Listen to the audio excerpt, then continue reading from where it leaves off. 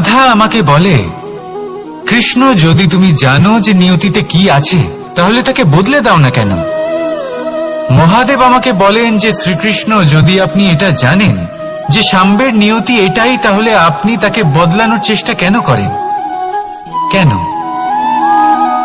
কারণ আমি একজন পিতা, আর পিতার কর্তব্য এটাই, তিনি যেন সম্ভাব্য সব চেষ্টা করেন নিজের সন্তানের মঙ্গলের জন্য। নিয়তি আমি জানি, কিন্তু এটাও আমি জানি যে কর্মের থেকে বড় আর কোনো নিয়তি হতে পারে না। অভিজ্ঞতাও রয়েছে যে কর্মের হাতে নিয়তির এই চক্র বদলে যেতে পারে। তাই জীবনে যদি আপনার কখনো এমন মনে হয় যে এটা তো অসম্ভব, তখনও চেষ্টা করা কখনোই ছাড়বেন না। কে বলতে পারে আপনারই কর্মের কোনো এক বীজ হয়তো নিয়তির চাকায় আটকে গেল আর নিয়তিকে নিজের পথ পাল্টাতে হলো, ঠিক কিনা? সেই জন্য নিয়তিকে ভাগ্য মেনে নিয়ে চুপ করে বসে থাকবেন না। নিজের নিয়তি স্বয়ং নিজের কর্মের দ্বারা নির্ধারিত করুন, কারণ আপনার এই কর্মের ওপরেই আপনার অধিকার রয়েছে, আর এই অধিকারকে নিয়তি অনেক সময় সম্মানও করে। তাহলে আসুন আর আমার সাথে ভালোবেসে বলুন, রাধা রাধা। শক্তি এক অত্যন্ত বিচিত্র বস্তু, বা বলতে পারেন অনুভূতি। পিতা সবসময় চান যেন তিনি তার শক্তি পুত্রকে সঁপে দিতে পারেন, যাতে সে শক্তিশালী হয়, যাতে তার মঙ্গল হয়। তার পুত্র সবসময় চায় যাতে সে পিতার সেই শক্তি লাভ করে, কিন্তু সেই শক্তি লাভ করার জন্য পুত্র হওয়া যথেষ্ট নয়, যোগ্য পাত্র হতে হয়। আসুন আপনাকে সহজে বোঝাই। যদি আপনি সুপাত্র হন আর আপনাকে শক্তি দেওয়া হয়, তাহলে আপনি সেই শক্তির গুরুত্ব বুঝবেন, কোথায় সেই শক্তি প্রয়োগ করা উচিত সেটা বুঝবেন। আর এটা যেহেতু অর্জন করা শক্তি হবে, সেই শক্তির অপব্যবহার হবে না। কিন্তু যদি এই আপনি কুপাত্র হন আর যদি আপনাকে এই শক্তি দেওয়া হয়, তাহলে কি হবে? দেখতে গেলে এই শক্তি আপনি দান হিসেবে পেয়েছেন, তাই না আপনি এই শক্তির গুরুত্ব বুঝবেন আর না এর প্রয়োগ আপনি জানবেন। তার অপব্যবহার হওয়া সুনিশ্চিত। তাই যদি আপনি কোনো শক্তি অর্জন করতে চান, তাহলে আগে তার যোগ্য হয়ে উঠুন, পুত্র নয় পাত্র হয়ে উঠুন। আর আমার সাথে ভালোবেসে বলুন, রাধা রাধা। কথায় আছে, প্রত্যেক পুত্র তার পিতার প্রতিচ্ছবি হয়, আর সমস্ত প্রতিচ্ছবি চায় যেন সে তার অস্তিত্ব প্রাপ্ত করতে পারে। পুত্র চায় সে যেন তার পিতার মতো হয়, বা কখনো কখনো তার থেকেও শ্রেষ্ঠ হয়। সেটা কোনো অনুচিত ব্যাপার নয়। অনুচিত তখন হয় যখন পুত্র নিজের পিতার মতো হবার স্বপ্ন পূরণ করতে গিয়ে বা তার থেকেও শ্রেষ্ঠ হওয়ার স্বপ্ন পূরণে অনুচিত পথের আশ্রয় নেয়, কারণ তারপরে সে তার পিতার গুণগুলি আত্মসাৎ করতে চায় না। সে শুধুই এটা চায় যে সংসারের চোখে যেন আমি শ্রেষ্ঠ প্রমাণিত হই। এটা অনুচিত।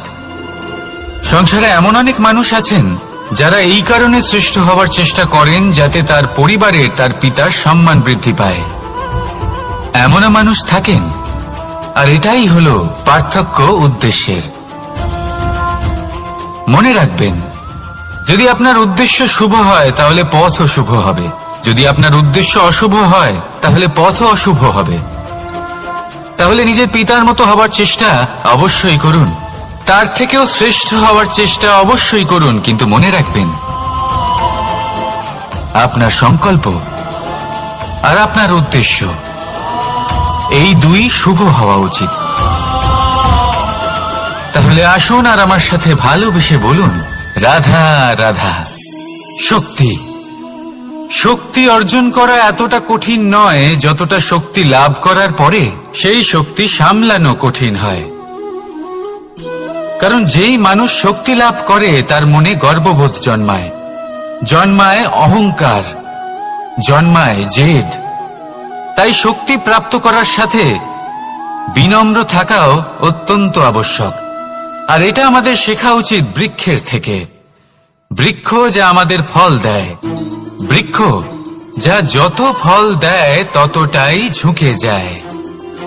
আমরা পাথর মারি ওই বৃক্ষের থেকে ফল প্রাপ্ত করার জন্য, সেই পাথরের মার সহ্য করেও বৃক্ষ আমাদের ফল দেয়। কোনো গর্ববোধ নেই, কোনো অহংকার বোধ নেই, আর সেই জন্য এই বৃক্ষের পুজো করা হয়। এটাই হলো মাহাত্ম্য শক্তির সাথে বিনম্রতার। যদি এই শক্তি সৃজন করে থাকে, সাহায্য করে থাকে, সম্বল হয়ে থাকে, তবেই সেই শক্তি উপযুক্ত। আর নয়তো সেই শক্তি একদিন আপনাকে আসক্ত অবশ্যই করবে। তাহলে শক্তি অবশ্যই অর্জন করুন, কিন্তু তার সাথে সেই শক্তি সামলানোর মতো বিবেকও আপনাকে অবশ্যই জাগ্রত করতে হবে। তাহলে আসুন আমার সাথে ভালোবেসে বলুন, রাধা রাধা। অহংকার অত্যন্ত বলশালী হয়। এই অহংকার মানুষকে কখনো নত হতে দেয় না। অদ্ভুত ব্যাপার, এই অহংকার যা মানুষকে কখনো নত হতে দেয় না, সেটাই তার পতনের কারণও হয়ে দাঁড়ায়। যেখানে মানুষ এটা ভাবতে শুরু করে যে শুধুমাত্র সেই যোগ্য, সেখান থেকেই তার পতনের আরম্ভ। ঠিক কিনা? দেখুন, যদি কোনো মানুষ এটা ভাবে যে আমি এই সব কিছু করতে পারি, তাহলে তা হলো বিশ্বাস। কিন্তু যদি সে এটা ভাবতে থাকে যে শুধুমাত্র আমি এই কাজ করতে পারি, তাহলে তা হলো সেই ব্যক্তির অহংকার। আর এটা আপনাকে বিনাশের দিকে অবশ্যই নিয়ে যাবে। মনে রাখবেন, যখন আমি আর শুধুমাত্র এই দুই এক হয়ে যায়, সেখান থেকে আপনার পতনের সূত্রপাত হবেই। তাই আপনি কখনোই এই অহংকারের চক্রব্যূহে ফেঁসে যাবেন না।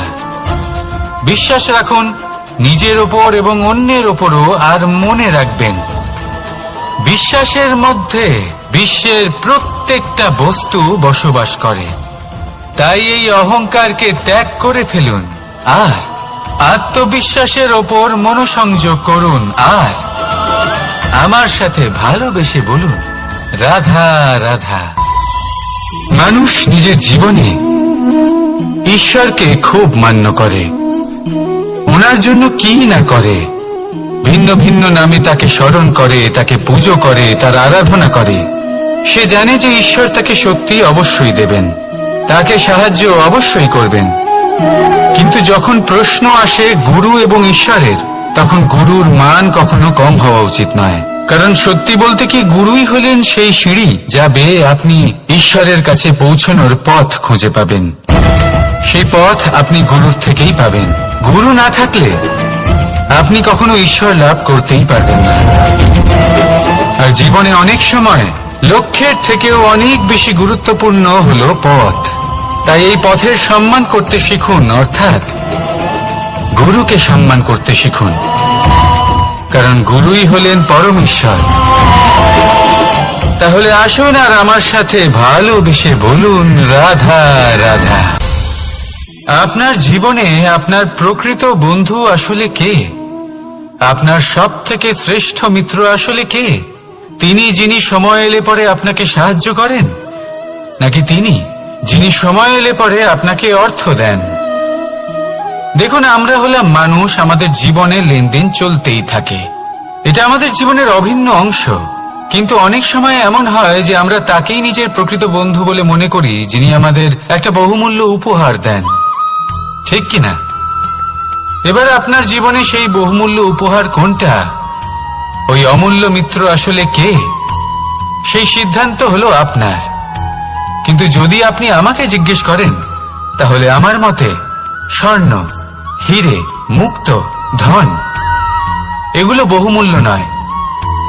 বহুমূল্য হলো সঙ্গ, যখন আপনি একা হয়ে যাবেন, সময়, যখন আপনার তাকে প্রয়োজন হবে, সমর্পণ, যখন আপনার বিশ্বাসের প্রয়োজন পড়বে।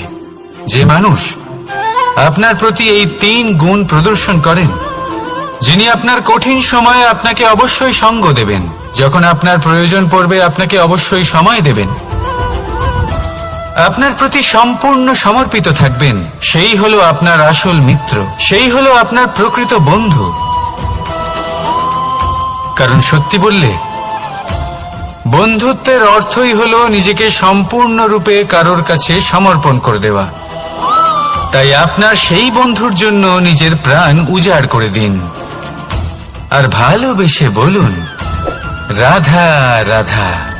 মানুষ জীবনে তিনটে কাজ অবশ্যই করে থাকে, কিছু দান করে, কিছু গ্রহণ করে, আর কিছু ত্যাগ করে দেয়। এটাও ভাবতে থাকে যে এটা করলে কিভাবে করবে।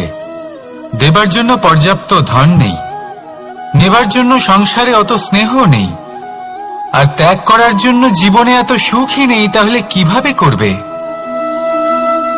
আসলে আমরা বস্তুগত চাহিদা অর্জনে এত ব্যস্ত হয়ে পড়ি যে আমরা বুঝতেই পারি না যে কি নেবার আছে, কি দেবার আছে, আর কি ত্যাগ করার আছে। তাহলে আজ আমি আপনাকে বলেই দিই, মনে রাখবেন এই তিনটে গুরুত্বপূর্ণ গুণ, তিনটে গুরুত্বপূর্ণ কথা। দেবার জন্য আছে দান, নেবার মতো আছে জ্ঞান, আর ত্যাগ করার মতো আছে অহংকার। যখন আপনি দান করতে শিখে যাবেন, জ্ঞান অর্জন করার শক্তি আপনা থেকেই আপনার মধ্যে চলে আসবে। আর যখন এই জ্ঞান আপনার মধ্যে প্রবেশ করবে, অহংকার আপনা থেকেই আপনার থেকে দূরে চলে যাবে। যে ব্যক্তি এই তিনের মধ্যে ভারসাম্য বজায় রাখতে পারে, তার বর্তমান, ভূত, ভবিষ্যৎ, লোক, পরলোক সবকিছু শুধরে যায়। যেই দিন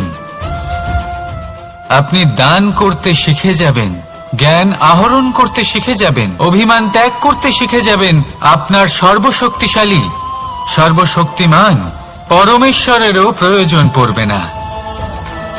কারণ তখন ঈশ্বর আপনার মধ্যেই বাস করবেন। তাহলে আসুন আর আমার সাথে ভালোবেসে বলুন, রাধা রাধা। জীবনে অনেক সময় সমস্যা আমাদের চারদিক থেকে ঘিরে ফেলে। এই সমস্যা নানান ধরনের হতে পারে। আর্থিক সমস্যা হতে পারে, পারিবারিক সমস্যা হতে পারে, কোনো সম্পর্ক নিয়ে সমস্যা হতে পারে, কখনো কোনো দৈনিক সমস্যা হতে পারে, কখনো কোনো দ্বন্দ্ব হতে পারে, অনেক সমস্যা হতে পারে। কিন্তু যখনই কোনো সমস্যা আসে, আমাদের মনে তার জন্য একটা উত্তর অবশ্যই থেকে থাকে, যা আমাদের অন্তরে রয়েছে। একে আমরা বলি আত্মা। আত্মা হলো পরমাত্মারই রূপ, আর পরমাত্মা তা কখনোই কিছু অনুচিত চাইবে না, তাই তো? এই আত্মা খুব ভালো করে জানে যে কোনটা উচিত আর কোনটা অনুচিত। যদি আসল বিষয়ের কথা বলি, তাহলে আপনাকে নিজের মনকে বুঝতে হবে। কারণ আত্মা তো পরমাত্মা থেকেই আসে, কিন্তু এই মন মানুষ জন্ম থেকেই প্রাপ্ত করে, যার বিকাশ হয় এই সংসারকে দেখে।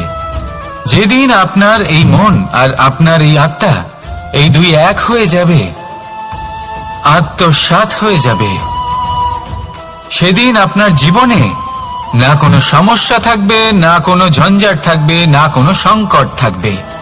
কারণ আপনার কাছে সেই সমস্ত সমস্যার, সমস্ত বিপদের সমাধান থাকবে, আর তাও আপনারই অন্তরে।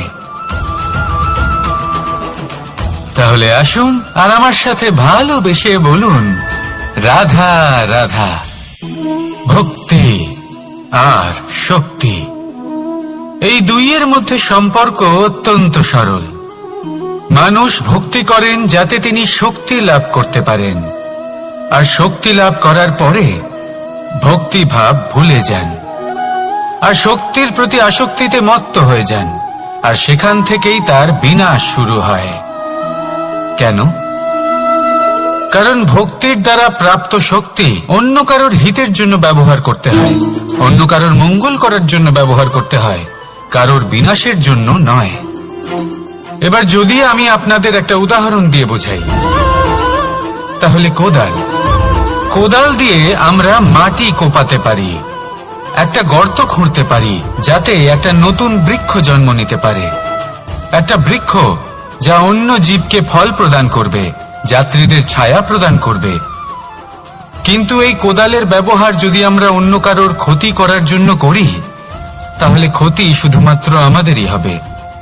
তাই জীবনে যদি আপনি কোনো শক্তি লাভ করেন, হয়তো ভক্তির দ্বারা বা অন্য যেখান থেকেই হোক, তার সদ্ব্যবহার করতে শিখুন, নয়তো এই প্রাপ্ত শক্তি আপনার পতনের কারণ হয়ে দাঁড়াবে। তাহলে আসুন আমার সাথে ভালোবেসে বলুন, রাধা রাধা। বরদান, অত্যন্ত বিচিত্র এক বিষয়। কিন্তু দেখতে গেলে এই বরদান কি না করতে পারে। এক দরিদ্রকে রাজা বানিয়ে দিতে পারে, একজন দুর্বলকে এই সংসারের সবথেকে শক্তিশালী ব্যক্তি বানিয়ে দিতে পারে। কিন্তু আমরা ভুলে যাই এক অত্যন্ত গুরুত্বপূর্ণ কথা। বরদান এই শব্দের শেষে দান লুকিয়ে রয়েছে। এই দান কথাটা অত্যন্ত গুরুত্বপূর্ণ। আমাদের মনে রাখা উচিত এই বরদান আমরা দানে পেয়েছি, আর তাই তার সম্মান করা উচিত, কখনোই অহংকার করা নয়। আর যে ব্যক্তি বরদান পেয়ে অহংকার করেন তার যা ক্ষতি হয় তা হলো এই বরদান তার থেকে কেড়ে নেওয়া হয়। বর অর্থাৎ শ্রেষ্ঠ, অর্থাৎ বরদানের অর্থ হলো একটা শ্রেষ্ঠ দান, এবং তার ব্যবহার যদি আপনি কারোর ক্ষতি করার জন্য করেন তাহলে ক্ষতি শুধুই আপনার হবে। তাহলে এই বরদানের সম্মান করুন, উচিত পথে চলুন, আর উচিত উদ্দেশ্য নিয়ে এর ব্যবহার করুন, সবকিছু ভালোই হবে। তাহলে আসুন আর আমার সাথে ভালোবেসে বলুন, রাধা রাধা। পিতা আর পুত্রের সম্পর্ক অত্যন্ত মধুর হয়ে থাকে। পিতা স্বপ্ন দেখেন, তাকে পূর্ণ করার সকল সম্ভাব্য চেষ্টা করেন, কিন্তু তাও অনেক সময় ওনার স্বপ্ন অপূর্ণ থেকে যায়। তখন পিতা ভাবেন যে স্বপ্ন উনি পূর্ণ করতে পারেননি ওনার সন্তান তা অবশ্যই পূরণ করবে। যে স্থানে উনি কখনো পৌঁছতে পারেননি সেই স্থানে ওনার পুত্র অবশ্যই পৌঁছবে। পিতা নিজের সন্তানের ভবিষ্যৎ নিয়ে সেই স্বপ্ন দেখেন, আর যখন সেই সন্তান সামনে এগোতে থাকে তখন তার দুঃখ হয় না, বরং গর্ব হয়। ওনার ভালো লাগে এটা দেখে যে ওনার সন্তান অনেক উন্নতি করছে। কিন্তু যখন সন্তান নিজের অভিভাবকের শক্তি দেখে, তার যশ দেখে হিংসা করতে থাকে, সমস্যা সেইখানেই শুরু হয়। সেই জন্য সকল সন্তানকে এটা মনে রাখতে হবে, দেখুন, পুত্র হবার সুবাদে, এক সন্তান হবার সুবাদে এটা হলো আপনার অধিকার যে আপনি আপনার পিতার থেকে বেশি উন্নতি করবেন। আপনার পিতাও এটাই চান, কিন্তু সুস্থভাবে এটা করুন। একটা রেখা টেনে নিন যাতে আপনি তাতে এগোতে পারেন আর আপনার পিতার তাতে গর্ববোধ হয়, আর সেই বিষয়ে দুঃখ না হয় যে আমার সন্তান আমাকেই ছোট করার চেষ্টা করছে। ইতিহাস সাক্ষী রয়েছে, যে মানুষ অন্য কাউকে ছোট করার চেষ্টা করেছেন সেই মানুষই ছোট হয়ে গেছেন। আর আমার মনে হয় না আপনি এটা চান, কারণ কোনো একদিন আপনিও কারোর পিতা হবেন। আসুন আমার সাথে ভালোবেসে বলুন, রাধা রাধা। সাথী। সাথী এই শব্দটির ব্যাখ্যা কে কিভাবে করে? মিত্র, সখা, বন্ধু। কিন্তু অর্থ একটাই, তিনি যিনি আপনার সঙ্গী হন আর তিনি যার সাথী আপনি হন। এবার সব থেকে বড় প্রশ্ন হলো এটাই যে তিনি কে হতে পারেন যাকে আপনি আপনার সাথী বলে মেনে নিতে পারেন, নিজের সখা, নিজের মিত্র, নিজের বন্ধু মেনে নিতে পারেন। আপনার সাথী হলেন তিনি যিনি দুঃখের সময় আপনার পাশে থাকবেন, আপনার হাত ধরে থাকবেন। আপনার সাথী হলেন তিনি যার হাত আপনি নিজের সুখের দিনে ধরে থাকবেন। সেই সাথীরই হাত ধরুন যিনি দুঃখে সবসময় আপনাকে সাহায্য করার জন্য তৎপর হয়ে থাকেন, আপনার পাশে থাকেন, আর যাকে সুখের দিনে আপনি আপনার সাথে রাখতে পারেন। আর যখন আপনার সাথে আপনার এই সাথী থাকবে তখন আপনি এটা বুঝবেন যে যখন জীবনে দুঃখ আসে তখন এই দুঃখ কমে যায়, সবার মধ্যে ভাগ হয়ে যায়। আর যদি তখন সুখ আসে তাহলে সেটা সবার উপস্থিতিতে আরো বেড়ে যায়। এটাই হলো প্রেম, এটাই হলো ভালোবাসা, এটাই হলো সঙ্গ, যেমন সম্পর্ক আমার আর রাধার মাঝে। তাহলে আসুন আর আমার সাথে ভালোবেসে বলুন, রাধা রাধা। আমাদের মনে যখন কোনো প্রশ্ন ওঠে, কোনো দ্বন্দ্ব জাগে, তখন আমরা যাই আমাদের গুরুর কাছে, আমাদের আরাধ্যের কাছে গিয়ে জিজ্ঞেস করি। এইভাবেই একদিন আমি পৌঁছলাম আমার আরাধ্যের কাছে, আমার মহাদেবের কাছে, আর ওনাকে প্রশ্ন করলাম যে মহাদেব, জীবনে আনন্দ পাওয়ার, উৎসব পালনের, প্রেম ভাগ করে নেবার জীবনকে উপভোগ করে নেওয়ার সর্বশ্রেষ্ঠ সময় কোনটা? মহাদেব হাসলেন আর উনি বললেন, জীবনে উৎসব পালনের সবথেকে শ্রেষ্ঠ দিন হল মৃত্যুর ঠিক আগের দিনটা।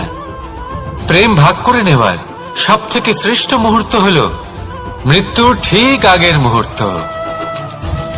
জীবনকে উপভোগ করে নেওয়ার সর্বশ্রেষ্ঠ প্রহর হল মৃত্যুর এক প্রহর পূর্বে। তখন আমি চমকে গেলাম। আমি বললাম, কিন্তু মহাদেব, মৃত্যু তো অনিশ্চিত, আমরা জানিও না কবে আমাদের মৃত্যু হবে।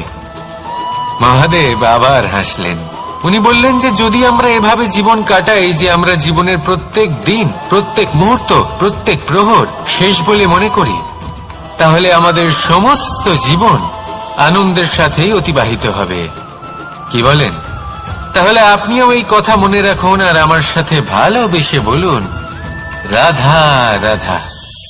জীবনে অগ্রসর হওয়ার জন্য আমাদের কাকে প্রয়োজন হয়? মাতা পিতা, বন্ধু, প্রেম, সাহায্য, অর্থ, পরিশ্রম, আশা। ভিন্ন ভিন্ন মানুষ ভিন্ন ভিন্ন বিকল্প চয়ন করে। যদি আমি আপনাকে বলি, তাহলে জয় আর পরাজয়ের মন্ত্র দুটো শব্দের উপর নির্ভর করে, মেনে নেওয়া আর দৃঢ় হওয়া। যদি মেনে নেন তাহলে হেরে যাবেন, যদি দৃঢ় হন তাহলে নিশ্চিত রূপে জয়ী হবেন। যদি কখনো আপনি ক্লান্ত হয়ে ওঠেন, আপনি দুঃখী হন, পুরোপুরি ভেঙে পড়েছেন, তখন মেনে নেবেন না যে আপনি ভেঙে পড়েছেন, নয়তো হেরে যাবেন। তখন উল্টে স্থির করবেন যে যাই হয়ে যাক না কেন আমি জয়ী হবই। আর আপনি দেখবেন যে জয় নিশ্চিত রূপে আপনার কাছেই আসবে।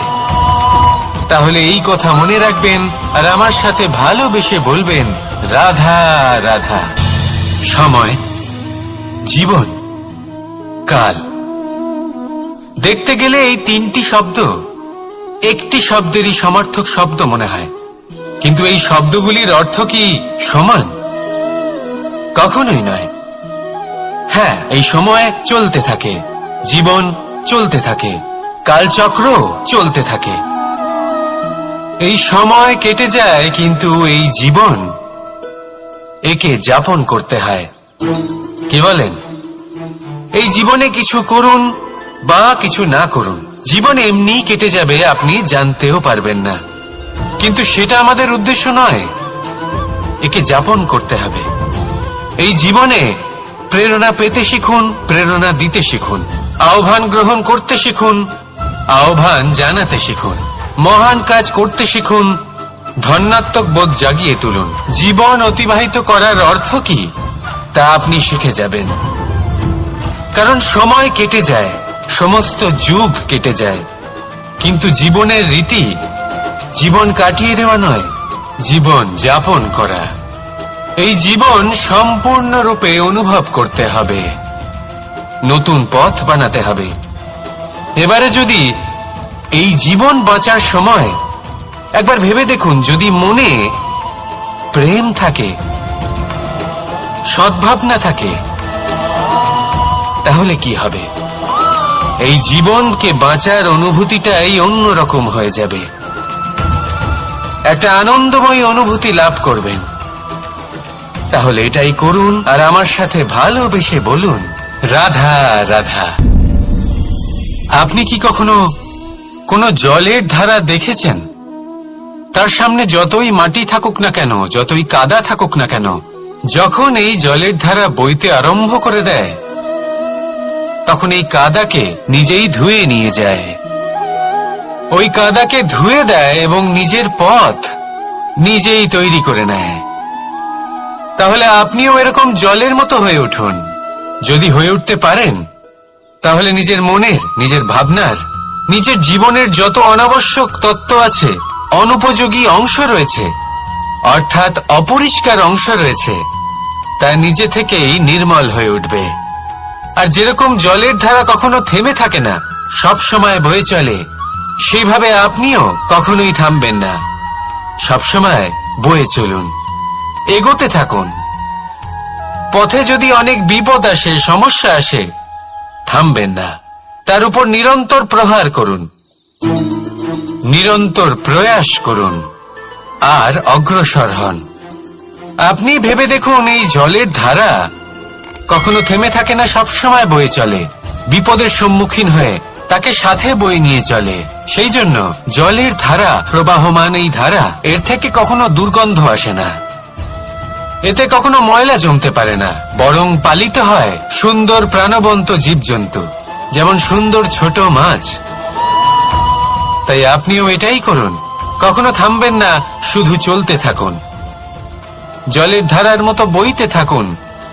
আপনি আপনার লক্ষ্য অবশ্যই খুঁজে পাবেন, আর তার সাথে নিজের অন্তরের যে মালিন্য রয়েছে তা আপনি নিজেই নিজের থেকে দূরে করে দেবেন। তাহলে আসুন আর আমার সাথে ভালোবেসে বলুন, রাধা রাধা। এবার অনেক সময় মানুষের মনে এরকম প্রশ্ন আসে যে এই সংসারে সব থেকে বড় বিপদ কি? কেউ বলে ধর্ম সংকট, আবার কেউ বলে প্রাণের উপর আসা সংকট। প্রত্যেক মানুষের জীবনে বিভিন্ন সংকট আসে, আর এই সমস্ত সংকট অত্যন্ত বিচিত্র হতে পারে। এই সমস্ত সংসার হলো সংকট দ্বারা পরিপূর্ণ। ঠিক আছে, আপনাকে একটা উদাহরণ দিই। একজন ধনী ব্যক্তি, এবার ওনার জীবনে সংকট কি হতে পারে? সংকট এটাই যে কেউ তার সম্পত্তি চুরি না করে নেয়, আমরা বুঝতে পারছি। এবার একজন চোর, তার জীবনে সংকট কি হতে পারে? যে চুরি করার সময় সে যদি তার একটা কাশি চাপতে না পারে, তাহলে সে ধরা পড়ে যেতে পারে, ঠিক কিনা? আবার অনেক সময় এমনও হয় যে যার জন্য আমি সংকট, সেও আমার কাছে সংকট। যেমন এই পরিস্থিতিতে দেখুন, সংকট হলো সংকট, এ তো জীবনে থাকবে, কিন্তু এর সম্মুখীন কিভাবে হওয়া যায়? খুব সরল, সব এটার উপর নির্ভর করে, মনের উপর। এই মনকে নিয়ন্ত্রণ করলে সব ঠিক থাকবে। এবার যদি ধনী ব্যক্তি মনকে নিয়ন্ত্রণ করে ফেলেন, নিজের অর্থের ব্যবহার শুভ কাজের জন্য, সমাজের সেবার জন্য বিকাশ করতে করেন, ওই অর্থকে একত্রিত করে না রাখেন, তাহলে চুরির সমস্যা, এই সংকট সেখানেই কেটে যাবে। এবার যদি কথা বলি সেই চোরের, তাহলে চোর যদি নিজের মনকে সংযত করে নেয়, যদি নিজের কর্মকে নিয়ন্ত্রণ করতে পারে, তাহলে এমন কোনো স্বর নেই যা ওকে ধরা পড়তে বাধ্য করবে। সেই জন্য জীবনে সংকট যতই আসুক, যত বড়ই সংকট আসুক না কেন, কবচ হলো একটাই, আর এই কবচের নাম হলো আত্মনিয়ন্ত্রণ। নিজের মনকে নিয়ন্ত্রণে রাখতে শিখুন। এটা নিজের জীবনে প্রয়োগ করে তো দেখুন। যদি আপনি করতে পারেন, তবে আপনি দেখবেন যে সংকট তো জীবনে আসা যাওয়া করে, কিন্তু সেই সংকটগুলির সম্মুখীন আপনি এইভাবে করতে পারবেন। তাহলে সেটাই করুন, আর আমার সাথে ভালোবেসে বলুন, রাধা রাধা। এই দড়িটা দেখুন, ছোট ছোট রেশম দ্বারা তৈরি, এটা সরু সুতো দ্বারা তৈরি হয়েছে এটা, আর এ অত্যন্ত কোমলও বটে। আর আপনি চাইলে এটা সোজাও করে দিতে পারেন, আর চাইলে এটা বেঁকিয়েও দিতে পারেন, আর যদি চান তাহলে এটা গোল গোল করে বেঁধে কোথাও রেখেও দিতে পারেন। এবার এই কোমল দড়ি যদি কোনো নিষ্ঠুর কঠিন পাথরে বারংবার জড়িয়ে দেওয়া হয়, তাহলেও তাকেও কাটতে পারে, নিজের ছাপ ছেড়ে যেতে পারে, সেটার আকারও বদলে ফেলতে পারে।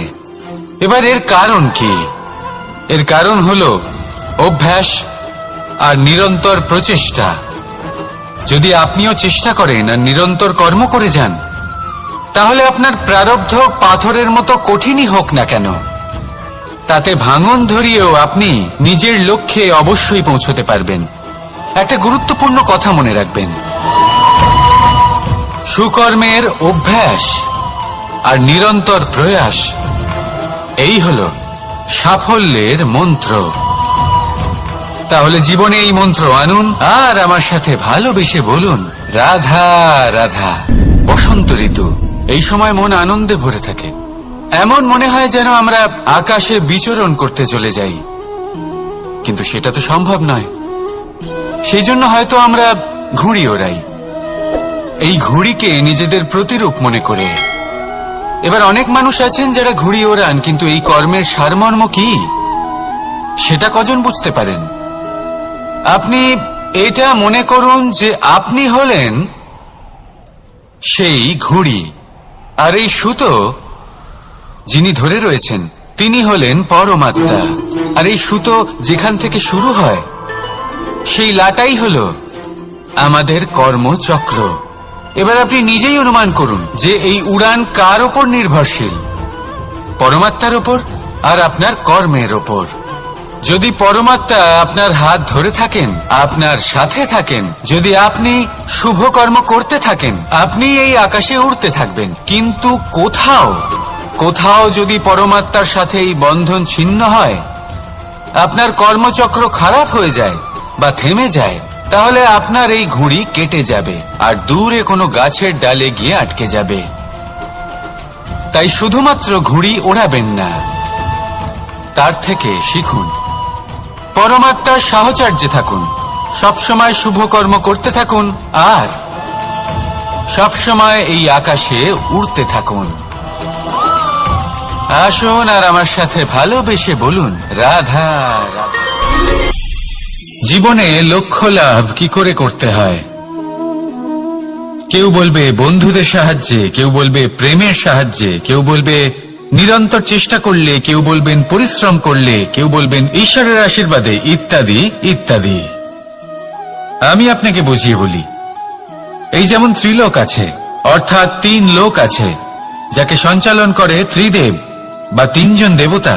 সেইভাবে নিজের লক্ষ্যে পৌঁছানোর জন্য 3টি ভাবের প্রয়োজন পড়ে। প্রথম ভাব হলো স্বপ্ন দেখা। আপনি যদি স্বপ্ন দেখতে শুরু না করেন তাহলে সেখানে পৌঁছতেই পারবেন না। তারপর আপনাকে দৃঢ় সংকল্প নিয়ে সেই পথ যেমনই হোক তাতে চলতে হবে। এ হলো দ্বিতীয় ভাব, দৃঢ় সংকল্প। আর তৃতীয় ভাব হলো সেই লক্ষ্যের যাত্রা পূর্ণ করার জন্য প্রতিবদ্ধ হওয়া। তাই যদি আপনি স্বপ্ন দেখতে পারেন, দৃঢ় সংকল্প দ্বারা পথ যতই কঠিন হোক না কেন তাতে চলতে পারেন, আর সেই লক্ষ্য লাভের যাত্রা পূর্ণ করার জন্য প্রতিবদ্ধ হতে পারেন, তাহলে আপনি নিশ্চিত রূপে আপনার লক্ষ্য লাভ করতে পারবেন। তাই আপনি এটাই করুন আর আমার সাথে ভালোবেসে বলুন, রাধা রাধা। কথায় আছে যে জীবনে কিছু শুরু করার আগে স্বপ্ন দেখা অত্যন্ত গুরুত্বপূর্ণ, আর এটা 100% সত্যিও। কিন্তু কিছু মানুষ স্বপ্ন দেখা শুরু না হয় করে দেন, কিন্তু তারপর থামেনি না, স্বপ্ন দেখতেই থাকেন, তারা ভাবতেই থাকেন, কর্ম করেন না। এমন সময় আপনাকে নিজেকে জাগিয়ে তুলতে হবে, নিজেকে বলতে হবে যে এবার উঠে কর্ম করার সময় এসে গেছে। কারণ আপনারা যদি অত্যাধিক বিচার করতে থাকেন, স্বপ্ন দেখতে থাকেন, তাহলে উঠে কিছুই করতে পারবেন না। আপনি শুধু একটা কাজ করুন, উঠে কর্ম করা আরম্ভ করে দিন। তারপর ভেবেচিন্তে ধীরে ধীরে নিজের কর্মকে দিশাও দিন আর তাকে উচিত গতিও দিন। কারণ এটাই হলো সাফল্যের মূল মন্ত্র। না শুধু কর্ম করুন না ভাবনা চিন্তা করে, আর না শুধু ভাবুন কর্ম না করে। সাফল্যের মূল মন্ত্র হলো এর ভারসাম্যে। তাহলে এটাই করুন, সাফল্যকে লাভ করুন আর আমার সাথে ভালোবেসে বলুন, রাধা রাধা। সূর্যের মনে হয় যে তার থেকে বেশি তেজস্বী আর উজ্জ্বল কেউ নেই, তাই তার এই অহংকার ভঙ্গ করার জন্য মেঘ চলে আসে। তারপর এই মেঘের অহংকার বেড়ে যায় যে তার থেকে বেশি ঘন আর কেউ নেই।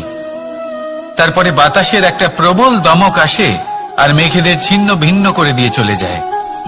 তখন বায়ুর অহংকার বেড়ে যায়, আরো ভাবে যে তার থেকে বেশি শক্তিশালী আর কেউ নেই। এই দমকা বাতাস যখন বিশাল এক পর্বতের সাথে ধাক্কা খায়, তখন সেই বাতাসের অহংকারও চূর্ণ বিচূর্ণ হয়ে যায়। তারপরে পর্বত ভাবে যে তার থেকে বেশি ধীর আর শক্তিশালী আর কেউ নেই। তখন পৃথিবীতে ভূমিকম্প হয় আর সেই বিশাল পর্বত চূর্ণ বিচূর্ণ হয়ে যায়, তারও অহংকার ভেঙে যায়। এবার ধরিত্রীর অহংকার হতে থাকে। ধরিত্রী বলে যে আমার উপর সবকিছু টিকে রয়েছে, আমার থেকে বেশি শক্তিশালী আর কেউ নেই। একটা ছোট্ট ইঁদুর আসে, মাটিতে গর্ত করে আর মাটি ধসিয়ে দেয়। ধরিত্রীর অহংকার ভেঙে যায়। এর তাৎপর্য হল সরল, এই সংসারে অহংকার কখনো স্থির থাকে না, এই অহংকার ভাঙবেই। এটা হলো সাংসারিক চক্র। আমাদের নিজেদের জীবনে কর্তব্য পালন করতে হবে, কর্ম করতে হবে, কিন্তু অহংকার নয়। যে ব্যক্তি এটা বুঝতে সক্ষম হন তাকে জ্ঞানী বলা হয়, আর যে মানুষ এটা বুঝতে পারেন না তিনি সারা জীবন শোধ প্রতিশোধ মান অভিমানের এই চক্রে আটকা পড়েন। এবার আপনি কি এই চক্রে আটকে থাকতে চান, নাকি জ্ঞানী হয়ে উঠতে চান? সেই চয়ন আপনারই।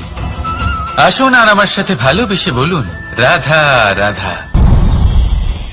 কোন যোদ্ধা জন্ম থেকে যোদ্ধা হন না, তিনি যোদ্ধা হবেন কিনা চয়ন করেন।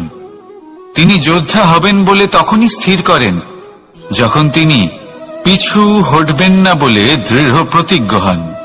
যদি ওনার সামনে অশুভ কিছু হয় তার বিরোধিতা করতে দৃঢ় প্রতিজ্ঞ হন, তবেই তিনি যোদ্ধা হতে পারেন।